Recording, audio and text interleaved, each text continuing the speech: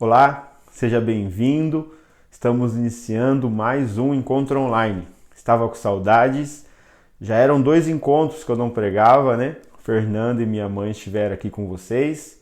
Bom, voltei. Espero que vocês estejam com saudades e agora se satisfaçam. Nós iremos iniciar hoje uma nova série sobre o livro de Jonas e vai ser extremamente importante. Eu tenho certeza que vai te abençoar de uma forma gigantesca. O livro de Jonas muitas vezes é só reconhecido por ser uma história infantil, mas ele na verdade é algo extremamente mais profundo que isso. Ele revela a coisa mais preciosa que nós precisamos entender, que é a graça de Deus. A graça manifesta de Gênesis, Apocalipse, onde ela foi manifestada de forma perfeita e humana em Cristo. Nós vamos ter vários princípios, vários ensinamentos nesse livro, então vai ser encontros extremamente preciosos. Eu tenho certeza que vai te edificar de uma forma intensa. Iremos caminhar juntos nessa série uns 4, 5, talvez 6 encontros. Nós vamos ver os 4 capítulos de Jonas em ordem sequencial, então se prepare, vai ser extremamente edificante. Antes da gente iniciar, eu queria te fazer um pedido. Eu nunca te pedi nada, mas eu te peço que você tente ver os encontros online no domingo, às 17 horas. Junte a sua família, chame seu esposo, chame a sua esposa, chame os seus filhos. Se eles têm capacidade já de entender aquilo que eu estou falando, de assimilar a palavra de Deus dessa forma, chame eles para estar juntos, todos ali na sala. Coloque na televisão, invista na sua família, invista em você. Muitas pessoas acabavam não vendo o encontro no domingo e iam deixando para outro dia, e uma coisa tão triste, elas deixavam de assistir. Só que isso é tão prejudicial para a gente. Se nós não ouvirmos a palavra constantemente, não alimentarmos a nossa fé, nós sofreremos consequências drásticas a respeito disso, consequências diretas. Então, invista em você, persevere na fé, busque ao Senhor. E eu acredito que o mínimo que nós possamos fazer é assistir essa pregação de domingo. Se você não pode realmente domingo, marque um dia para ver com a sua família toda unida. Quando nós nos comprometemos com outras pessoas, todos nós saímos mais fortes disso.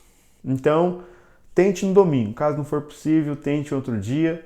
Mas não veja sozinho, veja com outras pessoas, converse sobre aquilo que foi ministrado, deixe a palavra de Deus frutificar no seu coração. Beleza? Bom, queria que você fechasse seus olhos e eu vou orar por mim, vou orar por você. Amém?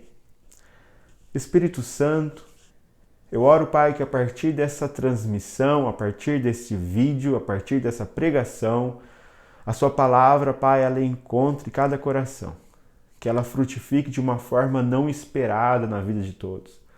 Que o Senhor nos convença da sua vontade, que o Senhor nos regenere, que o Senhor nos santifique, que nós encontremos arrependimento, que nós encontremos cada vez mais a revelação de quem é o Senhor.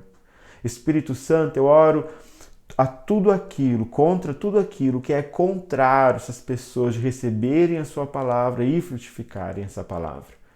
Que ela faça morada em cada coração. Em nome de Jesus. Diga amém. Bom, vamos iniciar? É lógico que eu vou pedir que você abra no livro de Jonas. Então abra ele, Jonas capítulo 1.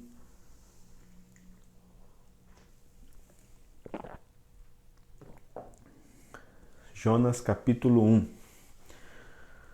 O encontro de hoje se chama Fugindo para a Tempestade.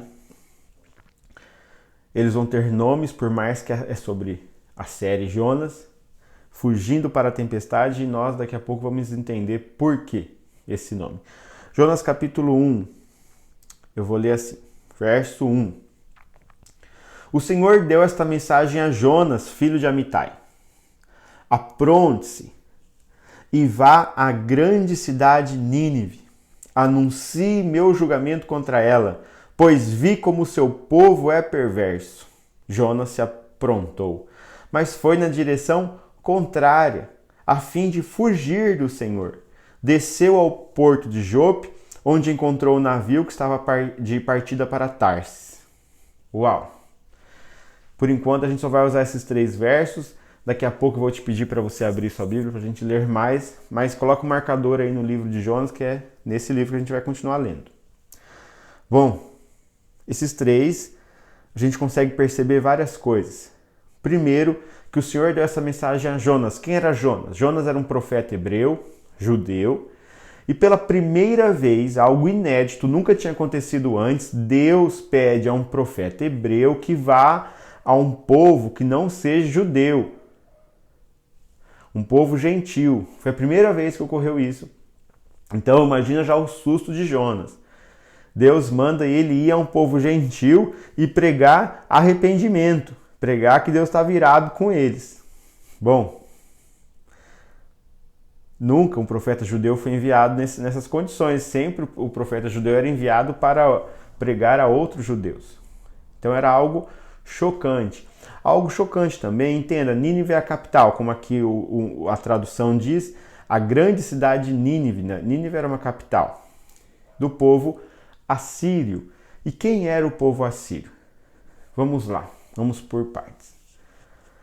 O Estado de Israel, não vou lá que ele era chamado como Estado de Israel, mas Israel era dividido em 2 partes, Reino do Norte e Reino do Sul. O povo assírio dominava o Reino do Norte, tanto que cobrava pesados impostos, tributos. O povo assírio chegou a invadir Samaria, que era a capital do Reino do Norte. E o povo assírio, ele é um povo bastante peculiar, porque ele tinha uma característica bastante negativa a respeito deles. Era um povo considerado quase terrorista, porque eles eram incrivelmente cruéis, incrivelmente violentos. Ele era um povo de uma fama, até para a sua época, eles eram considerados extremamente cruéis. Entenda, no nosso contexto, todo aquele povo, de qualquer lugar no mundo, ele seria considerado violento. Nós vivemos uma cultura ocidental aparentemente pacífica. Então, muitas práticas culturais daquela região, principalmente, para nós é considerado de uma forma muito violenta e cruel. Mas até para eles, naquele contexto, o povo assírio era reconhecido como um povo muito violento. Então, Deus chama Jonas, o primeiro profeta, a fazer isso, e ainda a fazer isso em Nínive, onde habitava um povo nada fácil. E vai somando isso. Automaticamente, com essas informações, você consegue perceber que o povo assírio era um povo inimigo. Então Jonas, além de ter o povo assírio como inimigo, ele odiava o povo assírio. Então você precisa entender isso, pelo domínio do Reino do Norte e pelas suas próprias práticas. Bom, como te falei, algo inédito, primeira obra missionária de Deus sem ser no povo judeu foi lá. E aí eu te pergunto, por que Deus queria que Jonas fosse lá e pregasse arrependimento? Deus deseja que tenha arrependimento onde ele está pronto a derramar misericórdia. Esses dias alguém me perguntou sobre a blasfêmia contra o Espírito Santo como um pecado imperdoável e eu sucintamente tentei responder e vou até relembrar aqui. Acredito firmemente que a nossa salvação está a partir da fé em Jesus Cristo, entendendo Jesus como nosso Senhor e nosso Salvador. Isso significa entendendo que nós devemos obediência a Ele e que a partir do sacrifício dele nós somos salvos, não por obras nem uma outra coisa, mas pelo sacrifício de Jesus. Então isso é entender que Jesus como o Cordeiro de Deus, isso gera salvação. Então, como é que um pecado poderia nos tirar essa salvação? Entenda algo. Aquele que reconheceu Jesus como Senhor e Salvador, automaticamente ele está aberto ao arrependimento. Hoje, Jesus está à direita de Deus Pai, assentado, ele está descansando, ele está governando e ele está esperando a manifestação plena dele. Bom, e como ele está governando? Por meio do Espírito e por meio da igreja. E o Espírito é a ferramenta de Deus de convencimento, é a ferramenta para o arrependimento. Então aquele que blasfemar contra o Espírito, rejeitar o Espírito, esse automaticamente está rejeitando o arrependimento. E se ele rejeitar o arrependimento, automaticamente ele não vai ser visitado pela misericórdia de Deus. Então, quando Deus estava mandando Jonas em Nínive, ele estava querendo dizer: eu estou disposto a ser misericordioso com este povo, mas para isso o meu profeta pregará esse arrependimento. Bom, entenderam? Então, Deus queria que Jonas avisasse a Nínive da sua desgraça, só que Jonas era extremamente patriota, extremamente nacionalista, altamente combativo. Ele era bem radical nesses sentidos.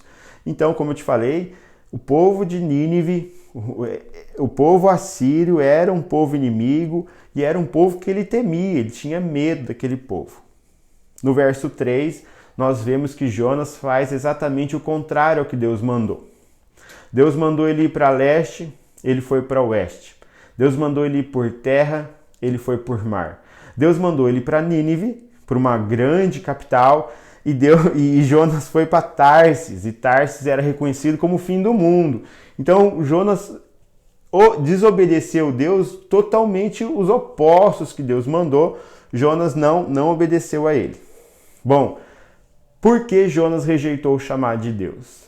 Essa resposta eu vou conseguir te responder ela com maior plenitude só no final dessa série, quando nós chegarmos lá quase no final do livro de Jonas. Por enquanto eu não vou responder ela de uma forma tão objetiva, mas nós podemos ter algumas suposições de uma maneira prática e de uma maneira teológica. De maneira prática, aquela é uma grande cidade, uma cidade com um potencial militar e cultural muito grande. Então se tornaria muito perigoso para Jonas ir lá pregar, dele ser morto. Talvez uma comparação interessante vamos supor, um judeu, um rabino, em 1941, ele fosse para a Alemanha e ele procurasse alguns judeus e quisesse pregar arrependimento a esses judeus, entenda, ele seria morto. E essa talvez seja um exemplo muito parecido com esse. Jonas tinha muito medo de fazer isso, porque ele sabia que ele poderia ser morto, de acordo com a fama daquela cidade.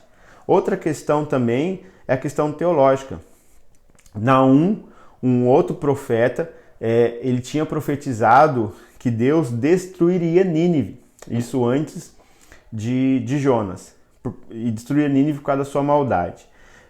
Então, entenda, Nínive era um povo único que vivia em rota de colisão com o Senhor. Já não era algo recente. Como eu te falei, Jonas como profeta, pela primeira vez Deus manda um profeta ter como campo missionário outras pessoas que não fossem judeus. O povo assírio, a capital Nínive, era um povo rejeitado por Jonas, odiado por Jonas e temido por Jonas.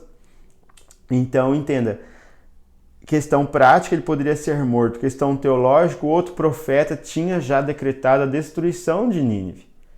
Então, Jonas ficou muito receoso, tanto desobedeceu a Deus daquela forma. Então, como o povo era extremamente violento, extremamente opressor, e entenda, era óbvio que Naum não era um falso profeta. Então ele pensava, se Naum ele deveria pensar, né? Não vou te afirmar, mas se Naum já profetizou a destruição de Nínive, para que eu irei lá? Naum não era um falso profeta? Bom, e ele deve ter pensado, que justificativa possível eu posso usar para ir nessa obra missionária? Por que eu deveria obedecer? Bom, não obedeceu, e Jonas então fugiu de Deus. Podemos fugir de Deus, entenda, sendo imorais ou sendo morais, sendo religiosos ou irreligiosos. Podemos fugir de Deus de várias formas. Não sei se vocês lembram, eu preguei uma série chamada Os Dois Irmãos na igreja, durou uns 6 domingos aquela série, e eu preguei sobre era o filho pródigo e o irmão mais velho, que eu chamei irmão mais novo e irmão mais velho. E eu mostrei que os dois irmãos estavam perdidos igualmente. Até no final da história, o irmão mais novo ficou com o pai. Mas termina a história nos mostrando que talvez o irmão mais velho não tenha estado com o pai. É um desfecho que nós não sabemos, não está contido na palavra de Deus. Entenda, o irmão mais novo é alguém extremamente imoral, extremamente rebelde, desobediente, visivelmente, pelo estereótipo dele. E a gente viu que ali ele fugiu de Deus, ele fugiu do pai dele, ele não amava a Deus. Só que nós também vimos que o irmão mais velho, assim como o irmão mais novo não amava, o irmão mais velho também não amava a Deus. Só que ele era ético, ele era religioso, ele estava ali servindo ao pai. Por que eu estou lembrando isso? Para fugirmos de Deus, não necessariamente podemos fugir em nosso estereótipo. Hoje a igreja chama aqueles que não estão em nossa comunhão, em nossa convivência, em nossa comunidade como desviados. Esses têm um estereótipo de pessoas que fugiram de Deus. Só que tem um porém. Existem muitas pessoas que estão dentro da igreja e elas estão agindo como fugitivos. Só que nós não estamos vendo esse estereótipo. Isso muitas vezes só ela e Deus sabe. Mas são fugitivas da vontade de Deus, do que Deus está pedindo, do que Deus está exigindo e do que Deus está ordenando. Então, entenda, essa não é uma palavra simplesmente para pessoas que estão fora da igreja. Não, essa é uma palavra para todos. Fugitivos de Deus temos em todos os lugares. Vamos lá, me perdi aqui.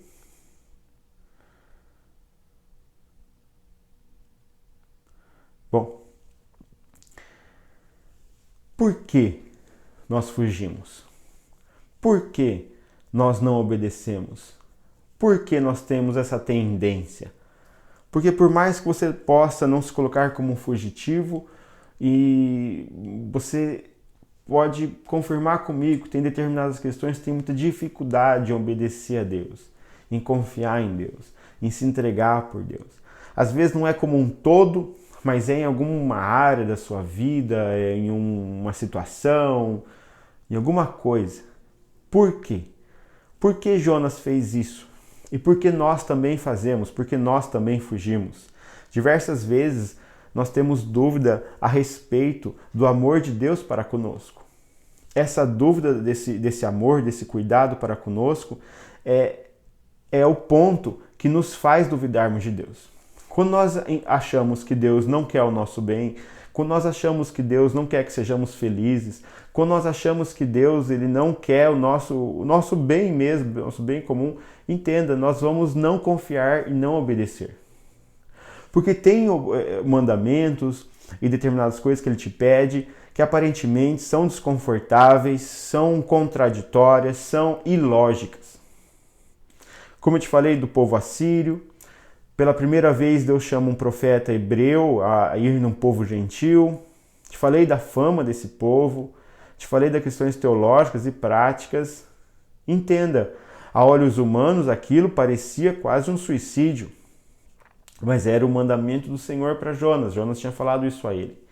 Deus muitas vezes pede algumas coisas a você e você não compreende. Aquilo machuca muito a sua carne, aquilo machuca muito a sua lógica, aquilo machuca muito a sua forma de ver as coisas e você simplesmente nega essa obediência a Deus, assim como Jonas, e você foge de Deus, assim como Jonas. Como eu te falei, Jonas foi totalmente contrário no que Deus mandou e nós também somos.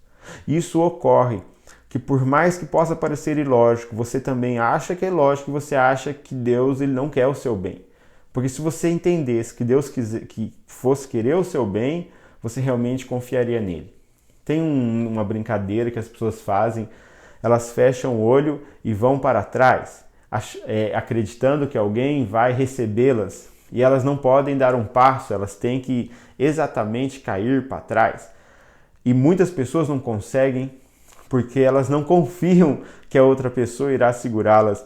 Eu acredito que seja como isso, certos momentos que Deus te pede alguma coisa e no seu coração bate contrariamente aquilo, tua pulsação aumenta, você fica nervoso porque você não consegue compreender muita lógica naquilo.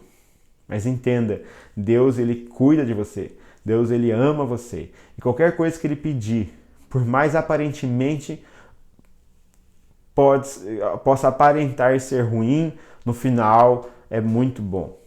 E essa falta de confiança no amor de Deus para conosco é o que resulta dessa nossa desobediência. Nós temos dúvidas se Deus sabe o que é melhor para nós. Temos dúvidas se Deus realmente está comprometido a nos fazer felizes. Quando não vemos razão para algo que Deus possa falar ou pedir. Assim como nós duvidamos da sabedoria, da bondade, da justiça de Deus, Jonas também duvidou, assim como Adão e Eva fizeram.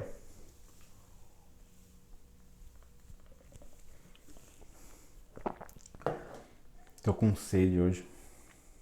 Bom, então Jonas foge de Deus e nós também podemos fugir de Deus. E lembra-se, fugirmos com o estereótipo, onde todos veem pela lógica essa nossa fuga, mas também podemos fugir de algumas formas onde poucas pessoas possam perceber. Lembra Lucas 15, os dois irmãos. Essas duas formas de fuga demonstram que não confiamos, que não amamos e que não estamos comprometidos com Deus, porque Deus não está comprometido com o nosso bem.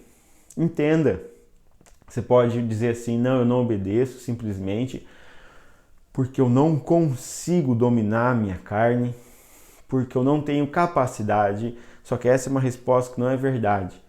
Você não obedece porque você não acredita que Deus está comprometido com você.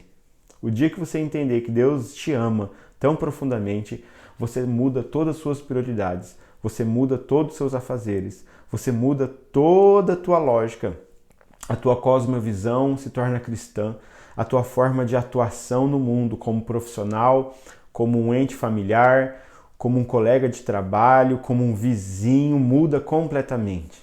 Quando nós entendemos que Deus se compromete conosco e nos ama com amor que é incomparável, é inigualável a qualquer outro.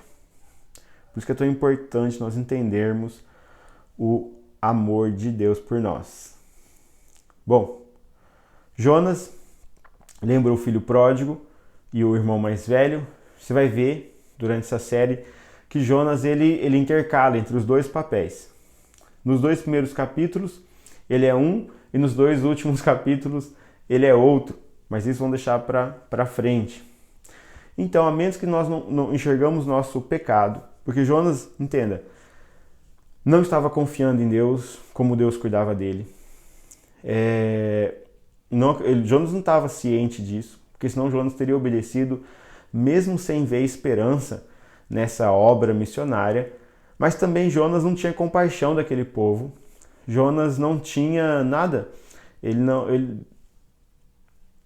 não enxergava a possibilidade de Deus agir com misericórdia sobre aquele povo. Lembra que eu te falei de Naum, que decretou a destruição de Nínive? Jonas acreditava que aquele povo não era merecedor de tamanha misericórdia, porque se ele acreditasse, ele iria lá. Jonas ele não enxergou o seu próprio pecado. Por quê? Muitas pessoas olham para outras e, sinceramente, um olhar tão pesado, tão sem misericórdia, tão sem graça, sem a graça de Deus, que é fogo, hein? Em geral, as pessoas que elas acabam tendo essa visão do outro é porque elas não têm uma visão clara a respeito delas mesmas. Pessoas têm dificuldade de perdoar, pessoas têm dificuldade em serem servas, pessoas que não conseguem ser humildes, pessoas que não conseguem ser as últimas, pessoas que não conseguem ser as menores, serem que não sejam vistas. Essas pessoas, sinceramente, elas não enxergaram o pecado dentro delas e elas não vão ter compaixão nem empatia com o outro. Elas até podem dizer, não, eu tenho, mas ela não consegue se dispor ao ponto de conviver com tal pessoa, de conviver com o diferente, e isso é um problema. Porque era o que Jonas estava ali naquele momento. Ele se considerava tão santo, tão puro, tão religioso, que aquele povo não era merecedor de receber a misericórdia de Deus. Então ele não enxergou nem o próprio pecado.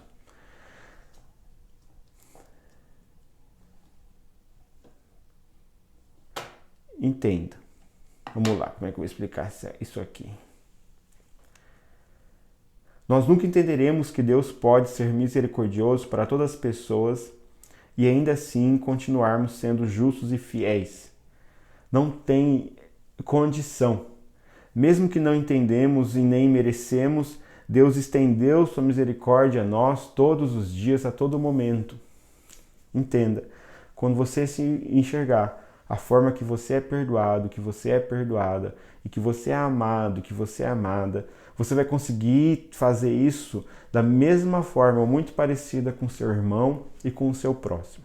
Jonas, ele não tinha concepção do seu pecado e nem concepção da sua realidade. Eu entendo muito que quando nós vemos a Deus como Ele é, quem Ele é de fato, os seus atributos, a sua pessoa, nós compreendemos quem nós somos. E depois nós compreendermos quem nós somos, primeiro compreendemos quem Deus é, depois compreendemos quem nós somos, a partir de então a nossa forma de se relacionar com as pessoas muda completamente. Enquanto as pessoas que não enxergam seus próprios pecados, elas se fecham em seus planos individuais e egoístas, se fecham em suas casas e famílias, se fecham em suas prioridades, mas aquele que entendeu o amor de Deus, ele consegue compartilhar dele e dar vida. Jesus disse que a vida dele era nossa e a nossa vida também tem que ser dele e automaticamente sendo para as outras pessoas. Bom, até agora foi a situação de Jonas. Deus foi a Jonas, fez algo inédito, mandou Jonas se levantar e ir para uma grande cidade chamada Nínive, com a história que eu já te passei, e ele avisar Nínive de sua maldade, que o juízo chegaria, levar arrependimento a Nínive, porque Deus estava disposto a dar misericórdia. Jonas se levantou, mas fugiu completamente o que Deus tinha pedido para ele e foi para Tarsis. Agora abre aí sua Bíblia no livro de Jonas e a gente vai continuar a leitura. Jonas 1, capítulo 3. Abre aí.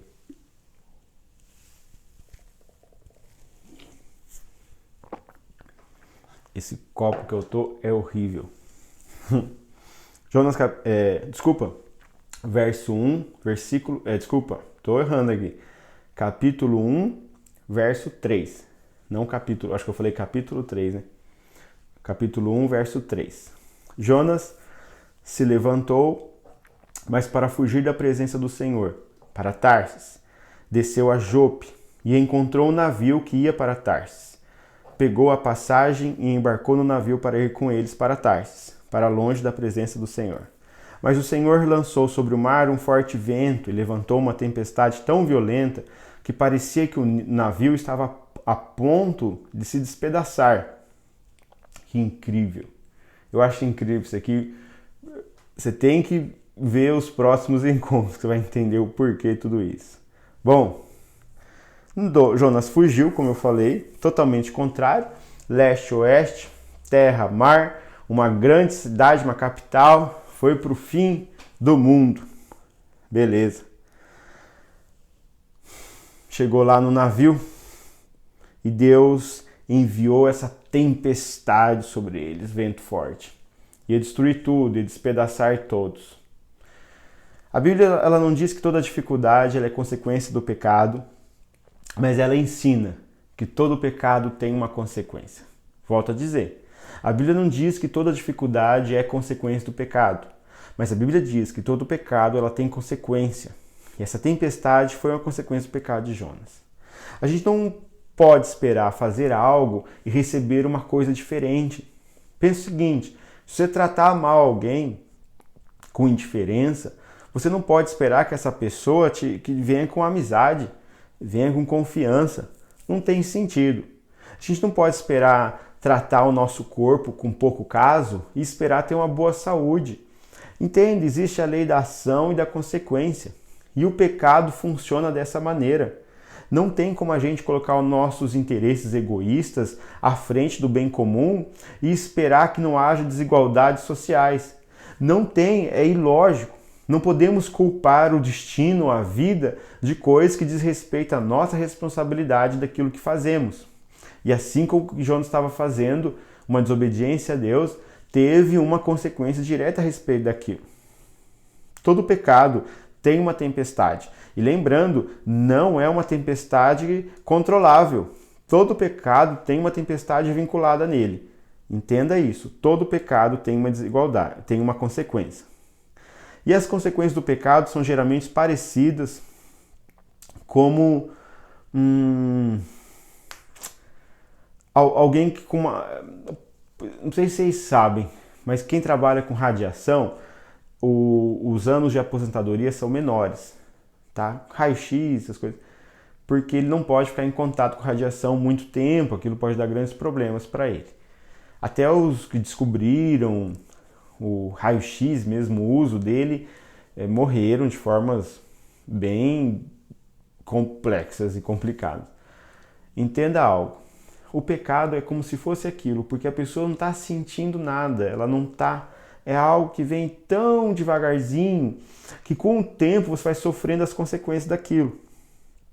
O pecado entenda, quando comparando como uma dose de radiação, é porque se alguém está consciente daquilo que está fazendo, entenda, por mais que ela não esteja sentindo, ela é quase um suicida.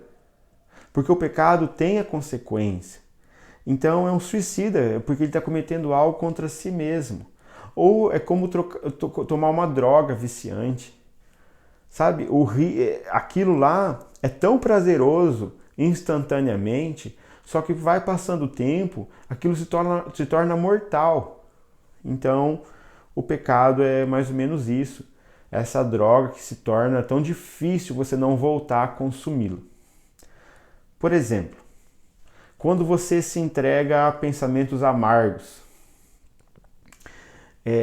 rancores, de que alguém te fez alguma coisa. Cuidado! Você pode criar, a partir desses pensamentos, alguns sentimentos de vingança e desejos de vingança. E aquilo vai vagarosamente ampliando dentro do seu ser. Você vai sentindo, muitas vezes, não esse sentimento de vingança, de querer se vingar, mas você vai se sentindo um vitimismo, uma autocomiseração, uma pena de si mesmo. E isso, entenda, pelo pecado de se entregar a pensamentos amargos. Só isso. Pode vir vingança, pode vir uma autocomiseração, um vitimismo muito alto. Isso aí pode destruir a sua capacidade de confiar nas outras pessoas. Isso aí pode destruir a tua capacidade de se relacionar. Você vai se isolando, você vai se penalizando. Aos poucos, toda a sua felicidade é removida. Simplesmente por você se entregar a pensamentos amargos. O pecado sempre endurece a consciência. Aprisiona a pessoa em sua própria masmorra de defensivas e racionalizações, e a consequência que a consome lentamente por dentro. Essa frase do Tim Keller. O pecado endurece a sua consciência, aprisiona a pessoa em sua própria masmorra de defensivas e racionalizações, e a consequência o consome lentamente por dentro. Então, assim como muitas vezes como Jonas fez e nós fazemos, nós negamos a Deus, nós fugimos de Deus, nós estamos fugindo para uma tempestade. A consequência do pecado é uma tempestade. Não obedecer a Deus é um pecado. Então, assim como fez com Jonas, é conosco.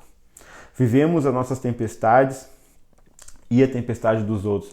Precisamos lembrar que quando Jonas entrou no barco, foi ocasionada a tempestade por culpa dele, mas aquela tempestade, ela não afetou simplesmente a ele, mas afetou os marinheiros. Um pai ou uma mãe, ou um próprio filho ou uma filha, quando ele comete determinados pecados, não é apenas ele que sofre, mas é toda a sua família. Então entenda, essa tempestade que vem pelo seu pecado, ela não afeta só você, mas ela afeta outras pessoas além de você. Assim como foi com marinheiros e Jonas. Mesmo que a tempestade não tenha sido causada por eles, nós precisamos lembrar algo muito importante, que é Romanos 8:28. Por mais que a tempestade não foi causada pelos marinheiros, essa tempestade levou esses marinheiros a confessarem o Deus de Israel como o Deus deles. Então foi bom. Lembra, todas as coisas cooperam. Nós precisamos lembrar isso também. Vemos que Deus vai usar tudo para o nosso bem. Lembre-se disso. A Bíblia, ela não diz que toda dificuldade existe em consequência dos nossos pecados. Não existe. Todo pecado tem uma tempestade. Mas tem tempestades, primeiro, não é nossa culpa. É culpa de uma outra pessoa que entrou no nosso barco, está no nosso barco, e nós somos afetados a ela. Como igreja, isso é muito comum. Entenda algo. Como igreja, somos uma grande família. E aqueles que obedecerem a Deus, se entregarem a Deus em obediência, em adoração, em louvor, entenda, toda a sua família é abençoada. Sua família biológica, sua família espiritual, sua comunidade, sua cidade. Aqueles que viverem essa renovação mental, a própria sociedade vai ter efeitos disso. Entenda, a consequência da obediência ela é gigantesca, como a consequência da desobediência também é gigantesca, é como uma tempestade. Quando você não cumpre o seu papel, você deixa de cumprir, pronto, talvez a tempestade seja aquela, onde você poderia estar ajudando, servindo, amando, ali você não está e não tem como te substituir. Nós não somos seres que podem ser substituídos, nós somos, entenda, nós somos seres singulares, somos seres únicos, cada pessoa. Eu não costumo dizer de substituição porque não tem outra pessoa igual a você. Então, na sua desobediência atrai consequências, como a sua obediência também. Mas, nem toda tempestade é nossa culpa, pode ser do outro. Como pode não ter culpa de ninguém, mas mesmo assim ela existirem. Por isso que eu lembro Romanos 8, 28, que mesmo de acordo com aquela tempestade, favoreceu os marinheiros. Mas a tempestade pode nos acordar diversas vezes para entender verdades que jamais enxergaríamos antes. As tempestades, elas podem desenvolver a nossa fé, desenvolver esperança, amor, paciência, mansidão, sabedoria em nós. Então entenda, as tempestades, se está vivendo elas, entenda que elas podem ter uma origem, mas se elas já estão sobre a sua vida hoje, já existe uma tempestade, ela pode ser usada para o bem e Deus vai usá-la dessa forma, mas você vai ter que enxergar dessa forma. Porque senão você vai entrar numa autocomiseração e vitimismo muito grande. Então deixa essa tempestade te acordar para algumas verdades. A dificuldade, ela pode reduzir o poder do pecado sobre o seu coração. Quantas pessoas conhecemos que a partir de uma tempestade elas tiveram um encontro com Deus? Sinceramente, quase todas que eu conheço. Elas tiveram que passar sufocos, aflições para encontrar o Senhor. Então, para você ver como as tempestades podem ser usadas para o bem, como as tempestades elas podem ser usadas por Deus para nos levar até a Ele. Abraão ficou anos vagando no deserto com uma promessa que nunca se realizava. José, um adolescente arrogante e mimado, ele foi ser escravo, ele foi preso para ele poder um dia salvar o seu povo. Moisés foi um fugitivo, passou 40 anos na solidão do deserto para poder assim liderar o seu povo. Então entenda, tempestades podem ser usadas como ferramentas de Deus. Então se você estiver vivendo uma, se ela está sendo ocasionada pelo seu pecado, se arrependa e volte atrás. Mas se ela não está sendo ocasionada pelo seu pecado, ela simplesmente existe na sua circunstância, entenda, viva o propósito que ela tem sobre a sua vida. Algo bom Deus quer resultar disso. Deus não criou o mundo para a desgraça, para o sofrimento, para a doença, para desastres naturais e nem para a morte. Deus não criou o mundo para todas essas coisas e isso é visivelmente claro em Gênesis, e quem decidiu fazer um caminho contrário a isso foi a desobediência de Adão e Eva, porque um dia eles acharam que Deus não queria o bem deles. Assim como eu e você desobedecemos a Deus porque não acreditamos que Deus cuida de nós, Adão desobedeceu, Jonas desobedeceu. Como é importante nós termos ciência do sacrifício de Jesus, porque ele é a maior expressão do amor de Deus. Amor não é um sentimento, amor é um comportamento, amor é uma ação. E esse amor é visível na vida de Jesus por nós. Quando nós entendemos que Deus nos ama tão profundamente, que Deus se importa conosco, que Deus quer o nosso bem, nós não vamos medir esforços em obedecê-lo, em agradá-lo.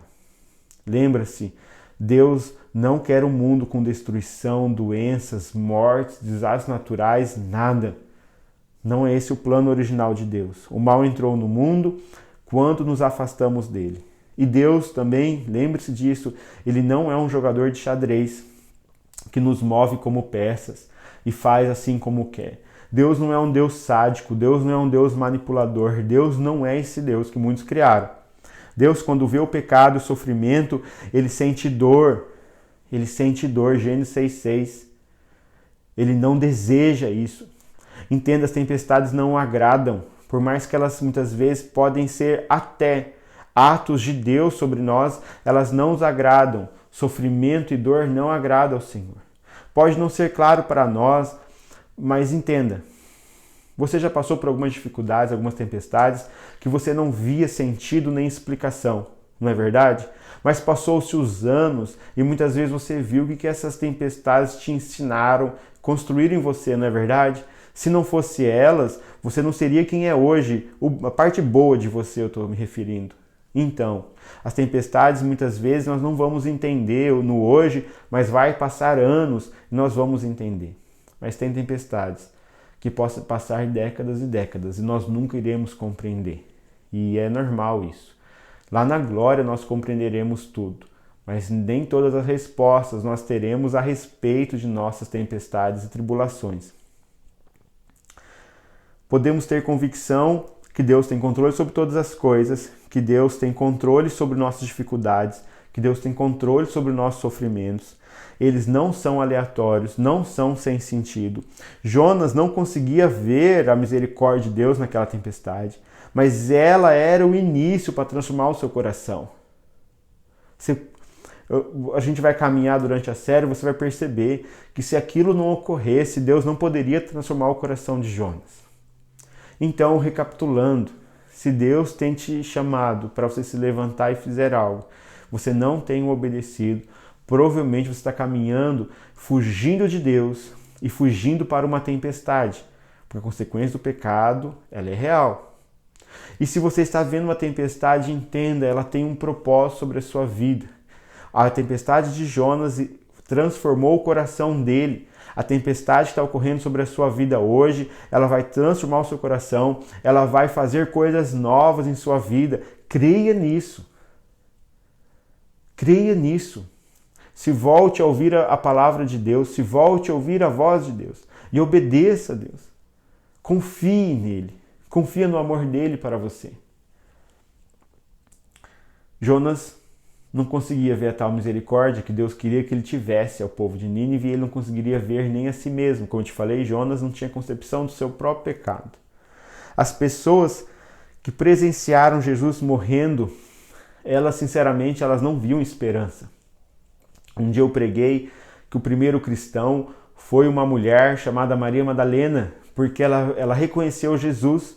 Jesus chamou pelo nome dela Maria, e quando Jesus chama nós pelos nossos nomes, nós o reconhecemos. Naquele momento ela viu que era o seu rabi, e para mim, naquele momento, para mim é muito claro, ela é a primeira cristã. E mulher, porque ela entendeu que Jesus ressuscitou. Essa ressurreição de Cristo ela é fundamental para nós compreendermos quem é Cristo. Então, eu acredito que ela seja essa primeira cristã. Mas, sinceramente, ninguém, nem a mãe de Cristo, reconhecia que ele era o Cordeiro de Deus enquanto ele estava sendo morto naquela cruz. Naquele momento, existem correntes diferentes, tá? De pensamentos, mas eu adoto essa. Naquele momento, todos amavam aquele homem, aquele profeta, aquele mestre, mas que ele era o Filho de Deus, não. E, sinceramente, havia só tristeza, desolação, desânimo, morte naquele momento. Eles não viram nada além de perda e tragédia. Só que, entretanto, naquela escuridão, a misericórdia de Deus operou poderosamente, nos trazendo perdão e remissão. Aquela tempestade que assolou todos durante a morte de Cristo foi uma tempestade que trouxe remissão dos pecados, perdão dos pecados. Se aquela tempestade não ocorresse, 3 dias depois não iria ocorrer a ressurreição. A salvação de Deus veio ao mundo por meio do sofrimento. Por isso, a sua graça e poder podem ser operadas em meio às nossas dificuldades e tristezas. A misericórdia nas profundezas de nossas tempestades. Então eu não sei o que você estiver passando ou vivendo, entenda algo. A misericórdia de Deus vai ser manifesta nessa situação que você está vivendo. Seja em seu casamento, seja em sua família, seja até em seu ministério, em seu trabalho ou em seus sentimentos, eu não sei, mas nessa tempestade que você está vivendo, a misericórdia de Deus ela vai ser manifesta. Não acredite que Deus te abandonou ou que tudo se perdeu, nada se perdeu. Creia e confie nesse amor a Deus. A única coisa que eu te peço primeiro, saiba, tenha convicção que Deus quer o seu bem, que Deus te ama de uma forma tão intensa que você não consegue compreender. E a partir disso, coloque seus ouvidos, sensibilize-os a ouvir a voz do Espírito Santo. Encha-se da palavra de Deus, assim como você está fazendo vendo esse vídeo. Leia a Bíblia, faça o nosso plano de leitura, participe dos PS, estude a sua Bíblia, entenda a palavra de Deus, isso é muito importante, e obedeça a Ele. Creio que você sairá dessa tempestade muito melhor do que entrou nela. Mas não fuja de Deus para uma tempestade. Não fuja de Deus para ir para uma tempestade. Amém? Antes da gente finalizar, eu queria te convidar a não perder o próximo domingo. Se Deus quiser, nós estaremos novamente aqui e continuaremos no livro de Jonas e entenderemos cada vez mais aquilo que Deus quer nos ensinar a partir desse livro. Também eu tenho um pedido a você, um outro pedido. Não deixe de contribuir na igreja. Quando nós contribuímos, quando nós doamos à igreja, quando nós somos generosos nesse momento, nós estamos, na verdade, abençoando todas as pessoas que estão nos assistindo. Pela nossa contribuição, nós abençoamos a nós mesmos e ao nosso irmão e ao nosso próximo. Então, seja generoso assim como Jesus é generoso contigo. Seja sensível à voz de Deus. Amém? Faça com alegria, faça com intensidade, faça de todo o seu coração. Beleza? Não deixe de contribuir. As formas de contribuição estão no nosso grupo de WhatsApp da igreja. E, por fim, dê o seu joinha aí no vídeo, tem um sinal assim, aperta nele e se inscreve nesse canal. E, por fim mesmo, compartilha ele. Não tem uma seta, um botão aí debaixo do vídeo que é uma seta. Você aperta nessa seta e você envia pelo WhatsApp, você copia o link, posta no seu status do WhatsApp, aí, não sei onde você quer postar, posta no seu Facebook, compartilha a arte da igreja, divulga, vamos propagar o Evangelho. Sabe, os meios sociais talvez seja uma forma muito interessante de se fazer isso. Eu até preciso dar uma atenção maior às minhas, mas faça isso. Pegue, divulgue nos seus contatos, divulgue a palavra de Deus, faça isso pelas outras pessoas, porque um dia alguém fez por você. Amém? Eu não orei no início, orei sim, lembrei, e vou orar agora no fim. Beleza? Fecha seus olhos que eu vou orar por você. Senhor Jesus, eu oro, Pai, sobre cada pessoa que assistiu, que me ouviu nessa pregação.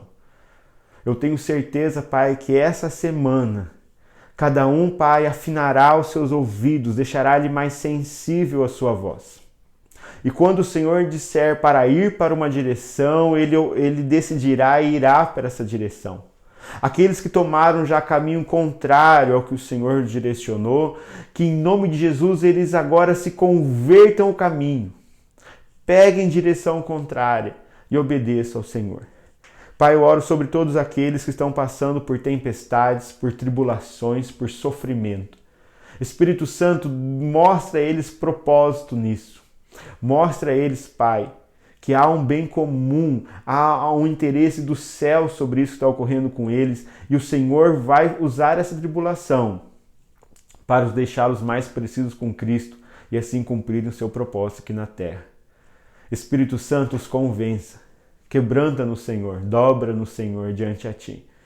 Quebranta no Senhor. Quebra o nosso coração duro, enrijecido. Que nós confessemos nossos pecados e nos arrependemos diante a Ti. E que sejamos regenerados pelo Teu Espírito Santo e santificados, sendo tão amáveis, tão pacientes como o Senhor é. Que esses frutos do Espírito venham sobre nós. a partir do nosso arrependimento. Espírito Santo, obrigado, Pai, por este momento, por essa palavra. Obrigado pela Bíblia, Senhor. A sua autoridade provém dela. E cremos, Pai, que tudo que for falado é da vontade do Senhor. Venha sobre nossas famílias, sobre nossas casas. Abençoa a nossa semana. Abençoa a casa de cada um que estiver ouvindo. Abençoa os seus planos. Abençoa, Pai, as suas almas, as suas mentes, Senhor. Abra o entendimento de cada um. Abra os olhos e os corações de cada um. E que seja feita a sua vontade. Obrigado, Jesus. Obrigado, Jesus. É em nome do Senhor que nós oramos. Amém? Bom, é isso. Até semana que vem, aqui no YouTube, às 17 horas. Um grande beijo e até mais.